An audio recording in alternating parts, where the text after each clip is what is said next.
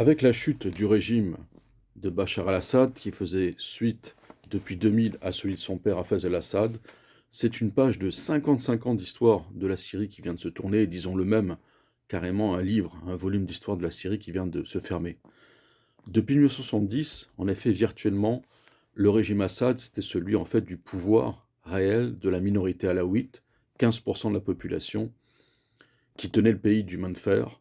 Cette minorité hétérodoxe de l'islam, venue plus ou moins du chiisme, mais surtout combattue comme des schismatiques par l'islam sunnite dominateur depuis plusieurs siècles, et qui a pris sa revanche dans la Syrie nouvellement indépendante de l'après-Seconde Guerre mondiale en investissant massivement l'armée, les organismes de sécurité, jusqu'à arriver au pouvoir et l'exercer d'une façon terrorisante, dictatoriale et souvent criminelle. Dictature criminelle également, qui a sévi au Liban pendant plusieurs années, puisque dans le drame libanais, le rôle de la Syrie d'Hafez al-Assad, puis de Bachar al-Assad, est accablant. Je rappelle que, en bonne partie, la Syrie a vidé le pays près de la moitié de ses chrétiens, qui étaient plus de 60% avant la guerre, et a fini avec l'accord de Taïf, à les mettre sous le boisseau, à les rendre dépendants de lui-même, de sa propre volonté.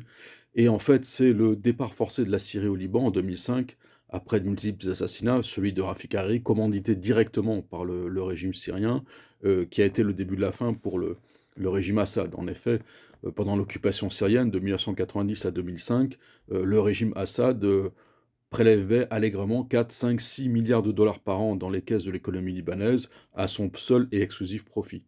Et le retrait syrien du Liban a eu des effets catastrophiques sur le régime Assad, qui ensuite a été incapable de se réformer et d'avoir l'agrément de sa population, faut-il le rappeler, à 75% sunnite, et travaillée notamment de façon souterraine par les frères musulmans.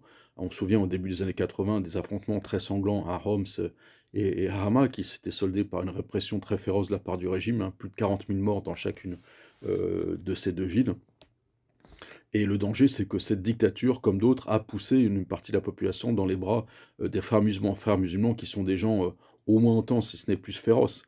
C'est-à-dire des gens issus d'Al-Qaïda, comme le Front Nosra, comme le mouvement Al-Tahrir aujourd'hui, qui est véritablement le grand gagnant sur le terrain, et dont les objectifs à l'égard de la Syrie paraissent bien pires encore que ceux qu'avait produit le régime al-Assad depuis un demi-siècle. Alors pourquoi cet effondrement? Pour plusieurs raisons. C'est la faiblesse du régime, déjà un régime qui n'a eu aucune prégnance sur la population au-delà de sa propre minorité alaouite. Ensuite, un régime qui a été incapable de se réformer, un régime socialisant, archaïque, et puis ensuite un régime qui tenait, à partir de 2011, par ses seuls soutiens. La Russie, bien sûr, l'Iran et puis le Hezbollah libanais, principalement. Et il est certain que ces soutiens ne pouvaient pas faire plus que la Syrie elle-même, aller au-delà notamment d'une armée syrienne totalement mobilisée. Je rappelle que l'armée syrienne, c'était une solde de 20 $ par mois pour un soldat et 81 $ pour un officier, c'est là pas grand-chose, et qu'on savait que beaucoup de soldats syriens soudoyaient payer les officiers pour ne pas aller au combat. Donc c'est tout un système, un régime. On se demande d'ailleurs même comment ce régime, tenu par 15% de sa population, a pu tenir pendant plus d'un demi-siècle, bien par la terreur et puis également par les conjonctions régionales. Il faut savoir que très longtemps, les États-Unis ont été un support non négligeable du régime syrien. Ce sont eux qui ont autorisé, notamment George Bush père, la mainmise syrienne sur le Liban pour des questions d'intérêt régional, et qui avait même une certaine bienveillance du côté d'Israël, puisque le régime Assad contrôlait l'OLP au Liban, et que ça arrangeait notamment les divers gouvernements successifs de Tel Aviv. Alors là, pourquoi l'effondrement est venu assez rapidement? Mais pour plusieurs raisons. C'est que le pays a été morcelé, que le gouvernement n'a pas pris véritablement prégnance sur l'ensemble des villes, et puis surtout, il y a un acteur de fond majeur qui est arrivé, qui est la Turquie de Recep Tayyip Erdogan. Erdogan, en effet, qui en Syrie a deux impératifs principaux. Le premier, c'est qu'il ne veut pas se voir se constituer un proto ou un pré-État, ou du moins un quasi-État kurde à sa frontière. Il accuse le YPG kurde syrien d'être proche du PKK kurde turc. en ayant démontré un certain nombre de liens entre les 2 organisations.